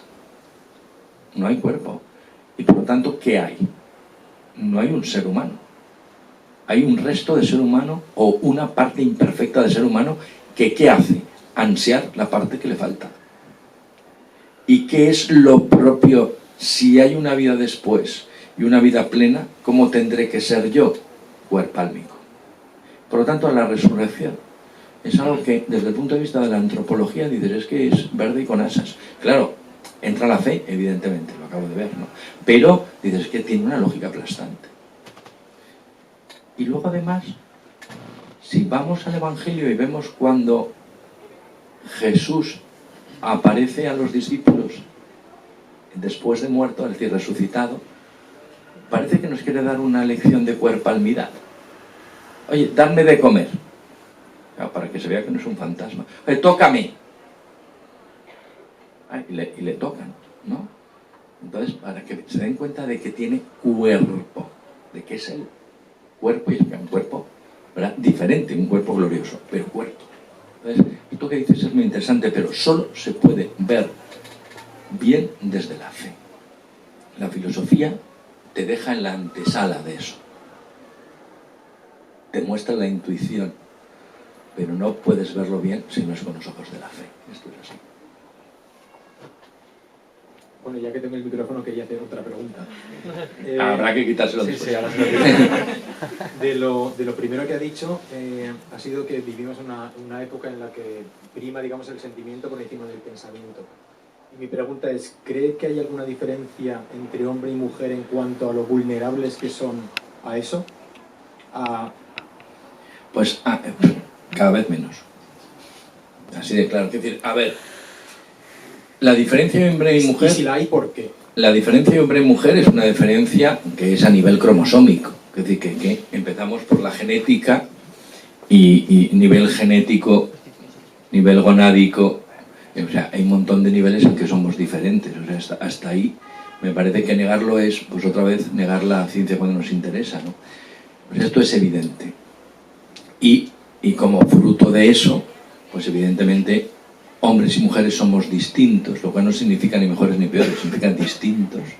La realidad humana es, pues eso, es realidad humana hombre y realidad humana mujer, ¿no?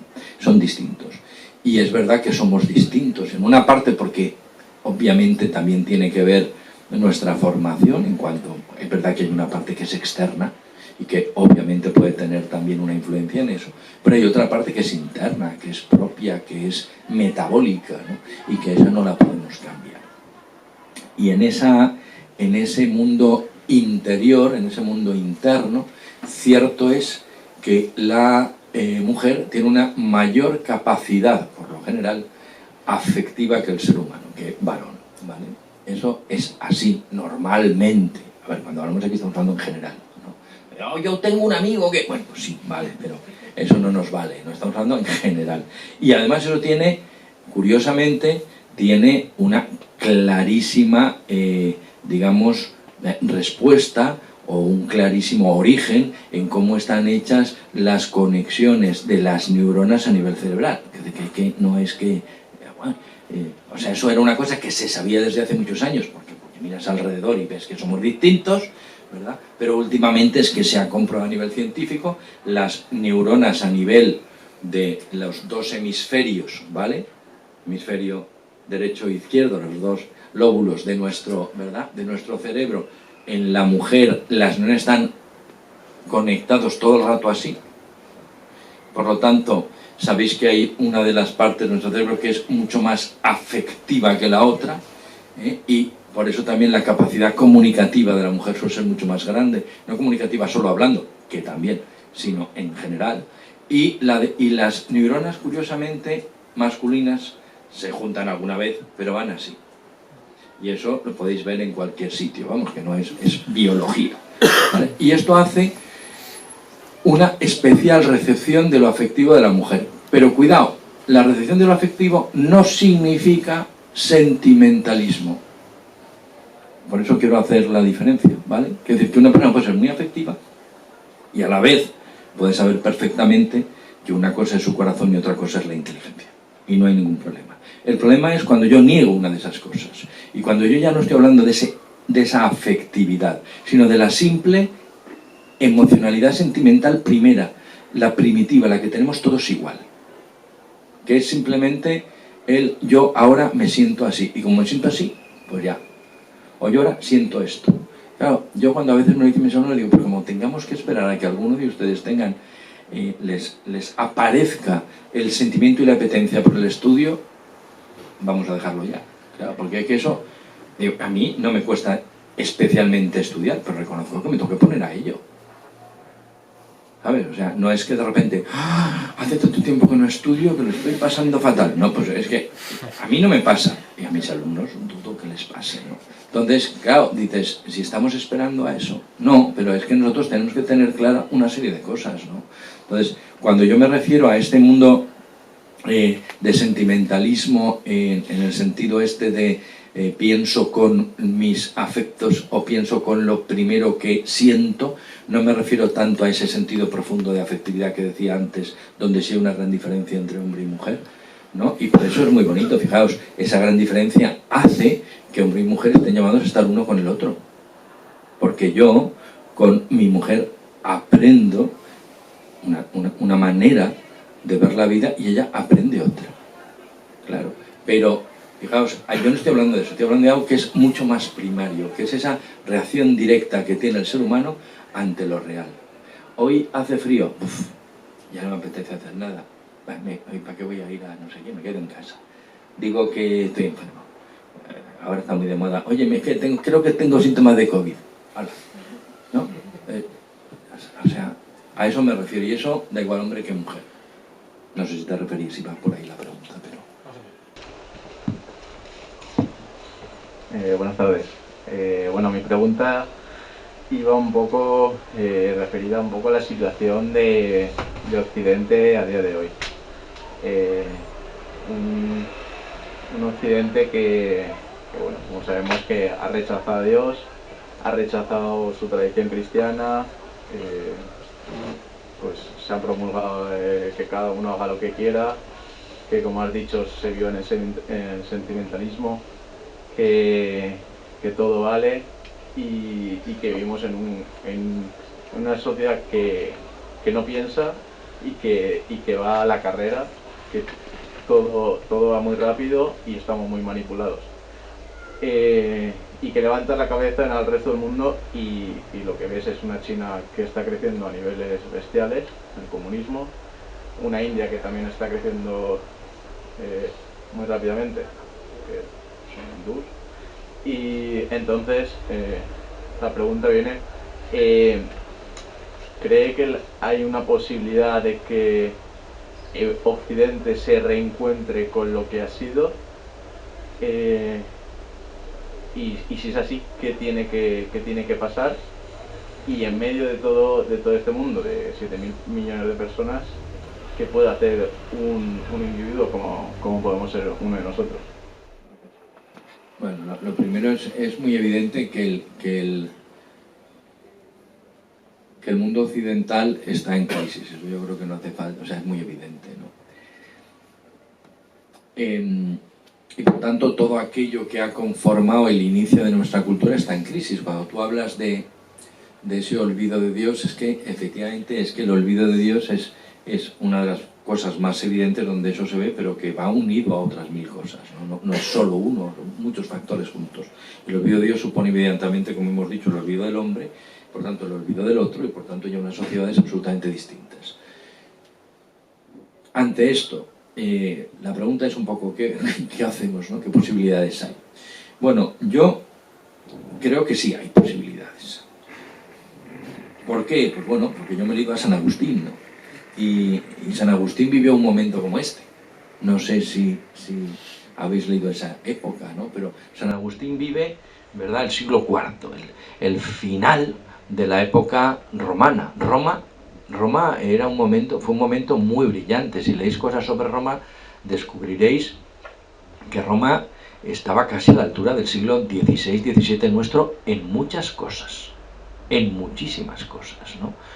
En cosas muy básicas, como desde las construcciones hasta las alcantarillas. Quiero decir que es que pensad que la mayoría de las grandes ciudades romanas tenían alcantarillado, y no vuelve a haber alcantarillado en algunas ciudades hasta el 19 y 20. Pensad eso, ¿no? Entonces, es decir, y San Agustín ve que aquello se desmorona. Y si leéis las Confesiones lo veréis, pero también en algunas de sus otras obras, y él dice, bueno, ¿dónde, es decir, qué va a salvar esto? Si es que se va a salvar algo, los únicos que lo van a poder salvar son los cristianos. Esto es así. Y aquellos que salvan el imperio, es decir, lo bueno del imperio, fueron los cristianos. Hay un periodo precioso de la historia que es el inicio de las invasiones bárbaras. Bueno, precioso, ¿verdad? Pero los bárbaros, es muy curioso, los bárbaros destruyen todo y 100 años después, todos esos reyes se convierten al cristianismo. Y uno tiene que pensar por qué. Tiene que pensar por qué. Y esto es muy interesante, ¿no? Entonces, sí, vale, fue una destrucción y fue un siglo, pero se convierte en el cristianismo y de esas cenizas romanas surge, ¿no?, un mundo medieval, ¿verdad? Pues con unos valores y con sus luces y sus sombras, como todo en la vida, pero, ¿no? Entonces, ahora, ¿qué hay que hacer? Mirad, Benedicto XVI decía, esto solo se salvará por minorías creativas. Supongo que habréis leído algo de Benedicto XVI. Benedicto XVI insiste mucho en eso. Es decir, hay que pensar en las minorías. ¿Que hay que volver a las catacumbas? Pues volveremos a las catacumbas. Pero desde las catacumbas surgió el cristianismo. El cristianismo son 12 tipos, ¿verdad?, no muy listos, que los mandan por todo el mundo, que son perseguidos, que son todos, menos San Juan, como sabéis, martirizados y asesinados, y durante los primeros 3 siglos de cristianismo, ¿verdad?, hubo cantidades de persecuciones en la Roma de su época, y al final aquello triunfó, ¿no? Entonces tenemos que tener fe, tenemos que tener confianza y tenemos que estar unidos. Esto sí que es muy importante. Es decir, aunque estemos cada uno en nuestro lado, pero tenemos que estar unidos. Es decir, que si vosotros vais a generar un grupo que tiene clarísimamente de fondo una idea cristiana, que es lo mismo que decir una idea occidental, que es lo mismo, no lo olvidemos, ¿eh? Porque la gente dice, no, es que no. O sea, si usted no es cristiano, no es occidental, si usted no es occidental, no es cristiano, o sea, entiéndalo de una vez. Otra cosa es que luego usted diga, pues yo a nivel personal me cuestan determinadas cosas de la Iglesia. Bueno, pues sobre eso ya hablaremos otro día, pero está claro que usted es cristiano, pues si no, no es occidental. Entonces, si hay núcleos, y este va a ser uno, de reflexión cristiana y cuidado, peligro de los grupos, hacerse autorreferentes y mirarse solo a sí mismos. Hay que siempre mirar hacia afuera. El cristianismo siempre mira hacia afuera, recordadlo. Es ir y evangelizar. No es, ay, qué bien que somos amiguitos y hablamos de lo nuestro, que el mundo es horrible, pero nosotros aquí que bien nos lo pasamos. No, es una llamada hacia afuera. Una llamada hacia afuera. Y para eso también tenéis que buscar otros grupos que tendrán sus propios rollos, pero que en el fondo tienen una comunión con vosotros en los ideales primeros, con los que hay que estar unidos en algo. Saber qué hacen, veros alguna vez cada cierto tiempo, tener contacto con ellos, saber qué es lo que ellos hacen, explicar y mandar lo que vosotros hacéis. Esto es fundamental. Es fundamental. Pero recordad que estamos para afuera, aunque sean momentos muy duros. Estamos para afuera. Y ahora que hay esperanza, hombre, si un cristiano no tiene esperanza, encima que sabemos que somos los que ganamos al final. Perdón por el spoiler, pero al final, ¿sabes? Claro. O sea, al final estamos llamados a vencer, ¿no? Acordaos de eso. Entonces, vence el bien al final. Entonces, está de nuestro lado. Yo voy a hacer una pregunta también. Que me viene muy bien lo último que has dicho porque me da totalmente pie. Estamos hacia afuera. Entonces, Yo el otro día hablaba con Víctor, es que tuve una conversación hace no mucho con unos amigos que no están en este ambiente, ni mucho menos, y en relación a, pues, al hombre, a la sexualidad y cómo el hombre no es un cuerpo, ¿no? Y no es una necesidad, o sea, cómo, por ejemplo, la satisfacción sexual no es una necesidad fisiológica, ¿vale? Entonces, claro, yo me veía que estaba intentando explicar una cosa, pero claro, es que me tenía que ir muchísimo más atrás, ¿sabes? Sí. Entonces, claro... Tenías que empezar desde el logo, sí. Tenía que empezar... Desde los griegos. Entonces, claro, acabas de hablar de la esperanza. Entonces, ante estas cosas, lo hablaba luego con Víctor y decía, es que, tío, parece que no hay nada que hacer, ¿no? Porque tú no puedes... uno no puede ponerse a hablar con alguien que ni siquiera, como has dicho al principio de la charla, se ha planteado qué es el ser humano, ¿no? Ni siquiera se ha preguntado que es que esto igual no me hace bien, o es que esto no sé lo que soy directamente. Entonces, claro, ante vamos a decir, paraje yermo, que se puede, o algún consejo, danos alguna esperanza. Yo creo, a ver, primero, si estáis vosotros, seguramente es que habrá alguien más. Eso es lo primero, es decir, yo pienso igual que vosotros, yo estoy en otro sitio que nada tiene que ver. Y hay gente allí que también piensa cosas parecidas y hace cosas. Entonces, quiero decir que al final, claro que hay gente. Es verdad que hay mucha gente que no puede dar determinados pasos sin tiempo. Hay gente que tiene una formación que seguramente tenemos que agradecer porque la hemos recibido, ¿no? Y que nos ha permitido poder entender lo que hoy hemos dicho aquí, y que habría gente que a lo mejor estaría aquí y diría que entiendo el idioma que están usando, pero no entiendo nada de lo que se ha dicho. Bueno, pues eso pasa, ¿no? Entonces, es verdad que pues por eso hay que tener dos cosas. Primero, hay que tener vosotros tenéis que formar muy en serio. Esto es lo primero, pero muy en serio. Y tenéis que buscar gente que os diga cómo, y tenéis que dedicar un tiempo a la formación, aunque eso cuesta, ya lo hemos dicho desde el principio. Pero una vez teniendo eso, luego hay que ver que hay personas que tendrán que pasar por procesos de iniciación. En ese sentido, no en el sentido de somos iniciáticos, sino que, a ver, para entender esto tienes que estudiar estas partes primero, porque si no, no vas a entender nada, hijo mío.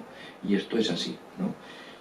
Pero también os digo una cosa, al conocimiento de la verdad se llega por muchos caminos, y esto también es muy interesante. Hay veces que el camino para encontrarse con la verdad puede ser el camino del encuentro con Dios, curiosamente. Hay veces que el camino del encuentro con la verdad puede ser el camino del encuentro con otro a quien amo. El amor es también un camino para encontrar la verdad. Entonces, hay que buscar también esos otros sitios. Fijaos, yo ahora estoy en una cosa que no sé si aquí ha llegado mucho o no en Valencia, que por eso tengo esto aquí. Yo hice un retiro que se llama el Retiro de Maús, no sé si habéis oído hablar de él, hace tiempo, ¿no? Y yo luego me he quedado ahí haciendo retiros, ayudando a hacer retiros, porque ese es un lugar donde muchísima gente que estaba muy lejos, muchos, la mayoría aún, pues gente bautizada y gente que... pero ya, que no pisaba una iglesia desde hace siglos, han vuelto. Y en ese volver, que es un volver con el corazón a Dios, no es un volver con esto, pero ese volver con el corazón demanda esto. Quiero decir, por eso digo, es muy chulo, porque a partir de ahí se hace un proceso intelectual posterior. Igual que a raíz de un proceso intelectual serio de búsqueda de la verdad, se llega también a Dios. Igual, ¿no? Pero igual que en un proceso amoroso, ¿verdad? Si lo vivo en serio y en realidad, me encuentro también con la necesidad de Dios y de saber que estoy viviendo. Por lo tanto, hay caminos. Y también, cuidado, hay mucha gente que no es para esto y no pasa nada. Yo recuerdo hace muchos años, en una conferencia con el rector de la Universidad de Navarra, alguien a quien apreciaba mucho en ese momento, el padre, bueno, y lo sigo, no, el padre no es un consagrado del Opus Dei, Alejandro Llano, y estamos en un sitio así también donde se podía hablar de lo políticamente incorrecto, es decir, que éramos un grupo, no era una cosa abierta, y dijo, mirad, hay que dar clase a los que quieren, a los que saben, quieren y pueden. A los demás ponerles vídeos. Y a mí me hizo mucha gracia, pero tiene mucha razón. Es decir, yo en mis aulas tengo gente que son para ponerle vídeo. ¿Qué vas a hacer? Pues, como decían, ¿verdad? Cuando se creó la Universidad de Salamanca, quod natura non dat, salmantica non prestat. Es decir, si la naturaleza no da de sí, la universidad no va a prestar nada. Es decir, que si tú no llegas, no llegas. ¿Qué vamos a hacer? ¿Eres corto, se acabó? No estás dispuesto a dar estos pasos, perdón por ser tan borrico, ¿verdad? No estás dispuesto a dar estos pasos, estás cerrado desde el principio, pues hijo, esto no es para ti, ¿qué vamos a hacer? Ábrete y ya veremos, ¿no? Es decir, que también eso hay que verlo. Entonces, ¿esto es para todos? No. ¿Las cosas grandes han sido siempre para todos? Negativo. No caigamos en el igualitarismo tonto. No es así. Las cosas que merecen la pena son para gente que merece la pena y que merece eso. Y hay gente que sí, y gente que prefiere vivir pues vidas anodinas, cercanas al mundo vegetal. Bueno, ¿qué vamos a hacer? Claro. Ya, yo tengo alumnos que les digo, si usted lo único que hace es consumir oxígeno, leche, o la planta por lo menos hace la función clorofílica, es que usted ni eso. Y a algunos les digo, la única posibilidad, mis alumnos me quieren, aunque parezca que no, porque hay buen rollo, aunque les diga estas barbaridades. Y le digo, usted, la única posibilidad que tiene de aportar algo a la ciencia es dejar su cuerpo para la morgue, hijo, porque otra cosa. Pero es verdad, es decir, hay gente que no llega, y a esa gente ¿qué vas a hacer? ¿La tenemos que juzgar? No, la tenemos que querer y le tenemos que poner aquí la mano cuando quiera venir. Pero mucha gente se niega. ¿Y qué vas a hacer con el que se niega? Pues tienes que respetar su libertad, hijo mío. No quiero, pues ya está. Pues vale. Si quieres, aquí estamos, ya está. Pero hay que tener esperanza. O sea, si aquí estuvierais dos, pues es un grupito. Y seguro que hay más cercanos a vosotros que hoy no están aquí, pero que también comulgarán con estas cosas, ¿no? O sea, creed en el de arriba también. Creed en el de arriba. Yo he vencido al mundo. A ver, yo quería hacer un pequeño comentario. Sobre todo empezando con lo de que tenemos la batalla ganada. O sea, obviamente la guerra la tenemos ganada, pero yo a mi parecer pienso que la batalla, la actual la hemos perdido. A lo mejor en unas futuras la puedes que la ganemos, pero la actual la hemos perdido. La batalla se juega aquí, en cada uno de nosotros. No hay aviso. No, espera, voy a continuar y ahora debatimos. Claro, la batalla se gana en cada corazón que hay aquí. Sí. Bueno, y luego efectivamente la guerra. Vale. Ahí, ahora seguimos con la guerra está ganada. Y luego también lo de respecto al tema de San Agustín y todo esto. Pero San Agustín no tenía una serie de problemas como los que tenemos ahora. Por ejemplo, han saltado todos los plomos. O sea, todo lo que has ido diciendo de las dimensiones del hombre, a través de la modernidad han saltado todos los plomos. Ya no hay una visión de relación de Dios con el hombre. Ya no hay... Sigue, termina. Bueno, terminaré así, lo pongo todo. Sí, esta sociedad es la primera que niega a Dios, que lo mata. ¿Sabes? La frase de Nietzsche, Dios ha muerto, lo ha matado al hombre. Es así, exacto. O sea, yo soy antes, por lo menos en ese momento en San Agustín había unos cristianos, una cantidad de cristianos que podían defender lo suyo y defender lo que había sido Roma y lo que había sido Occidente. Hoy en día ya no hay cristianos. Somos gente que está así ya, o sea, el número está reducido. El problema es mayor, o sea, porque tenemos una máquina moderna de lavar cabezas, bueno, no sé la expresión mejor, no me va a estar clara. Otra cosa de la gente que estaba comentando también David, de que esa gente que está súper alejada, esa gente que no vale, está en el poder, tiene todas las cosas, o sea, son una serie de problemas que debido a todo el tema de la ilustración, a todo el tema de la modernidad, nos aprietan. Y es como estar en un ejército rodeado, o sea, no hay salida.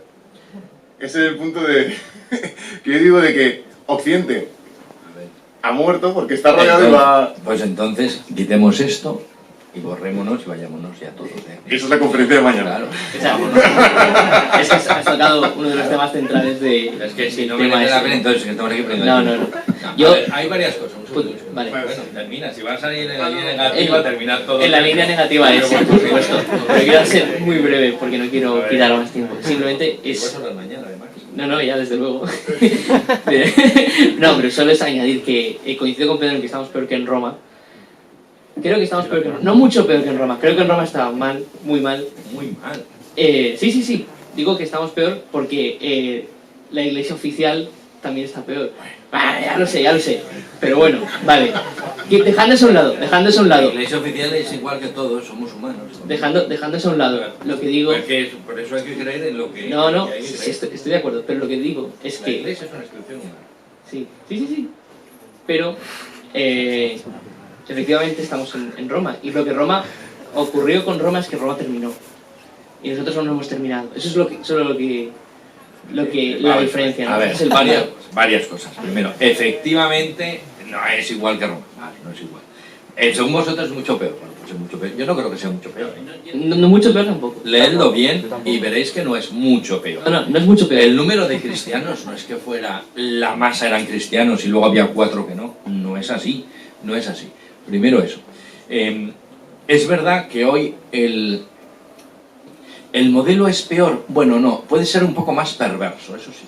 ¿En qué sentido? En que es verdad que entonces estaba muy claro quién era cristiano, o muchos de los que eran cristianos tenían unas ideas más o menos claras, y los otros estaban súper perdidos. O sea, ríete tú de la modernidad y la posmodernidad, el mundo romano estaba fatal. Estaban fatal. Bueno, podéis leeros cosas de las fiestas romanas de esa época y dices, bueno, pero ¿cómo pueden ser tan animales? Donde practicaban la zoofilia, en fin, todo ese tipo de cosas. Que aquí yo aún no veo de manera tan evidente, ¿no? También lo habrá, pero bueno. Es decir, que es verdad que era un mundo muy, muy burro, el mundo romano. Luego, ¿qué tiene un poco de... O sea, ¿qué reto tiene este más que el mundo romano? Y tiene el reto de la perversión de los nuestros. Eso sí que es verdad. Es decir, que en el mundo romano eran muy claramente los que no eran y los que sí eran. Y aquí hay gente que parece que es, pero que no es. Y es verdad. Pero bueno, eso siempre ha pasado en cierto modo. Es decir, que al final esto es una cosa de descubrir la unidad de vida. En fin, y la llamada a esto es descubrir la unidad. Es decir, que yo no puedo pensar de una manera y ser de otra. Tengo que pensar y ser unido. Entonces es verdad que hay mucha gente que intenta jugar a las dos cosas, pero eso ya nos dijo Jesús en el Evangelio, ¿no? No se puede prender una vela a Dios, ¿verdad? Claro, entonces, es decir, tenemos que jugar a uno. Y es verdad que en nuestro mundo hay gente que juega a dos, sí, es verdad, pero eso no nos tiene que preocupar, de verdad que no nos tiene que preocupar. Nosotros, yo creo que hay que no juzgar, que esto es muy sano, y mirar siempre a la luz, mirar siempre hacia donde está la luz. Es decir, no miremos dónde está la oscuridad, que ya sabemos que es mucha, y está ahí, y esa la vemos todos enseguida. Miremos dónde está la luz, ¿no? Miremos dónde está la luz y tengamos de verdad esperanza en eso, porque ¿qué es más difícil? Posiblemente que a lo mejor viene un momento muy duro, un momento donde todas las grandes ideas del mundo occidental y el mundo cristiano va a estar durante un tiempo, digamos, otra vez en las catacumbas. Pues posiblemente, pero eso al revés, eso lo que nos tiene que hacer es ser más fuertes, prepararnos mejor. Mirad, cuando hay momentos de crisis existencial, que todos los tenemos en ese momento de decir, esto está fatal, hay que ver ¿cómo se llama? El discurso que hace en la película Enrique IV, no sé si habéis visto esa película. Hay un discurso precioso que hacen antes de la batalla de Azincourt, ¿no? Llegan los ingleses que querían que el rey de Inglaterra tenía opciones sobre el reinado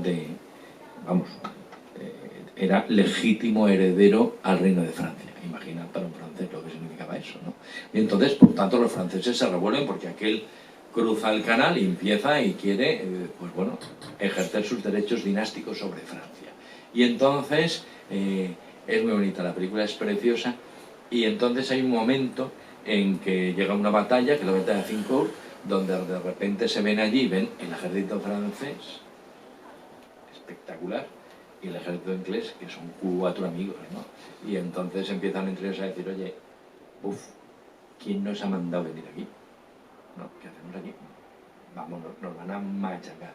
Y entonces el rey, ¿verdad?, sale y tiene un discurso que tenéis que leer, leedlo, lo encontráis en internet facilísimamente, ¿no?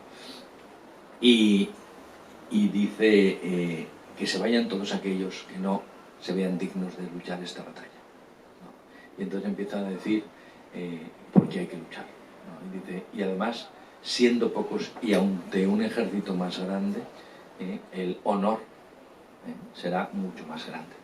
Dice, porque dentro de muchos siglos, ¿verdad?, cuando ya nadie se acuerde de nuestros nombres, seguirán en las copas de aquellos que brindarán este día en Inglaterra, ¿verdad?, por esta batalla, ¿verdad?, el día de San Crispín y San Crispiniano, dice, ¿no? Y es muy bonito. Y entonces se ponen en manos de Dios, luchan y ganaron aquella batalla, ¿no? Y dice, lamentarán todos aquellos nobles que no estuvieron aquí con nosotros ese día, ¿no? Entonces, cuanto más duro es el panorama, hay que tener más fe, tener más fuerza y tener más confianza, porque luego la victoria, aunque nosotros no la veamos, sabemos que está. Hombre, por supuesto, yo eso no lo niego. Y Es vamos, un reto mayor. yo creo que esto hay que lucharlo hasta la muerte, o sea, de forma heroica, todo lo que podamos darlo, obviamente. Como decías lo de la Ilíada, cuando los troyanos ven ahí de todos los barcos de los aqueos que van a atacarles, aún así se mantienen firmes, ¿no? Pues obviamente tenemos que hacer eso, tenemos que luchar. Pero también decías lo del ser humano histórico, también que tiene una historia. La historia, hay unos hechos históricos, que es el que vimos ayer, que es la Revolución Francesa, que es la Ilustración, que tiene unas consecuencias, que esas consecuencias se tienen que consumar. O sea, eso es lo que estaba diciendo yo. Roma terminó. Sí, y esto se terminó. Hay que, Claro, y hay que, estamos o sea, ya en hay el que final. luchar. Exacto, No sé por estamos qué en el final. esperáis tanto. No, no en el esperamos. De hecho, por eso estamos aquí, es lo que te quería decir. Estamos en el final, y esto es evidente. Es evidentísimo. Pero cualquiera que Es sepa mirar un evidentísimo. poco la historia se da cuenta de que estamos en el final de un periodo. Claro, claro. Hay sin un duda. profesor mío que me encanta porque decía, más que final, me encantaba porque él decía, estamos en un recodo de la historia. Es verdad, y es un momento donde la historia va a ir para un lado diferente. No sabemos cómo va a ser, pero está claro que estamos al final de un periodo, sí. Eso sí, eso es evidente, no hace falta ser ningún adivino para saberlo. Sí, sí, sin duda. Y de hecho, eso es lo que cambia. El hecho de que sea tan evidente que estamos en el final cambia la forma de la que hay que luchar. Obvio. Claro. Y esa es la idea de este instituto. Más mañana, pero esa es la idea. Y, sí, más preguntas, que creo que había por ahí una. A ver, una última pregunta, porque si no luego la gente ya se va a ir poco a poco. ¿Verdad? Sí. Se va a rasgar las venas y nos... Quedaremos los fieles. que somos pocos y encima nos vamos matando a nosotros mismos. En relación a esto que estáis comentando, estoy de acuerdo también en que tenemos que confiar en Dios, ¿no? Los que somos creyentes. Hombre, y entre nosotros también un poquito. Y entre nosotros también, ¿no? Pero, Claro. por supuesto, confiar en que Dios todo lo dispone por algo, ¿no? Pero me pregunto a veces si no somos un poco, me voy a inventar una palabra, tiempocéntricos, en el sentido de que, viendo cómo está el mundo, viendo cómo está la Iglesia, pensamos muchas veces, es que nos ha tocado vivir el peor tiempo, es que nos ha tocado el peor papa, es que tal. Pero cuando uno ve la historia, ve que muchas veces ya han pasado calamidades muy grandes, o peores. Y entonces, la pregunta ¿es posible que, así como nosotros muchas veces, hoy en día hay gente que dice, a lo mejor estamos en el final de los tiempos? Ya me parece un poco... Siempre hemos estado al final de los tiempos. Exacto, pero no puede ser Claro. que en el Sobre ser todo para humano... nosotros, conforme vamos acercándonos, se acaba. No puede ser que el ser humano en diferentes épocas siempre haya tenido esa tentación de sentir, estamos viviendo el peor momento, ¿no? Ante las desgracias que le toca ver a su alrededor, que piense en eso, ¿no? Eso es, a ver, hay una cosa, si recordáis, a don Jorge Manrique, en las coplas, dice cómo a nuestro parecer cualquier tiempo pasado fue mejor. Eso es muy típico del ser humano, ¿vale? Eso es la primera cuestión. Y eso es real, porque claro, el que sufre ahora soy yo, como antes no sufría, lo otro me parecía fenomenal, y esto es un desastre, claro. ¿No? Entonces, normal. Pero eso es una condición propia del ser humano. Pero también es verdad que objetivamente ahora hay una serie de signos que nos muestran una cierta disolución. Por lo menos de la cultura occidental, esto es evidente. Bueno, lo hemos dicho aquí, pero lo habéis dicho vosotros mismos, esto es evidentísimo. Yo creo que a ninguno de los que estamos aquí se nos escapa conforme miramos a nuestro alrededor y lo vemos. No hace falta ser de verdad muy listo ni muy inteligente para saber que hay muchas cosas que están en franca decadencia. ¿Que ha habido otros momentos de determinadas decadencias? Pues también ha habido momentos muy duros, pero este seguramente, objetivamente, es uno de los más difíciles. También tiene unas cosas cómodas, también hay que decir que es uno de los momentos también más cómodos. Es decir, que hoy nosotros estamos aquí, estamos reunidos y bebemos agua y tenemos sonido y tal. Es decir, entonces, ¿por qué digo esto? Porque también es una llamada a saber aprovechar el tiempo que nos es dado. Y luego, y el tema, si quieres ver cosas de papas, vete a los papas de la época del Renacimiento. Y luego me cuentas algo, que es una barbaridad aquello, ¿no? Hay uno que muere de una fiesta de un melonar, comiendo melones, con otro arzobispo allí, los dos, sabrían que comían más melones y los dos murieron en la noche esa. ¿Perdón? Pues Santo Padre. Julio II, Alejandro, en fin, Alejandro VI, en fin, hay personalidades muy potentes en ese caso. Pero fijaos que es muy bonito esto en la historia de la Iglesia, porque hay que saber diferenciar la persona del cargo. Y esto es muy importante. Yo entiendo que los más jóvenes esto os cueste más, ¿eh?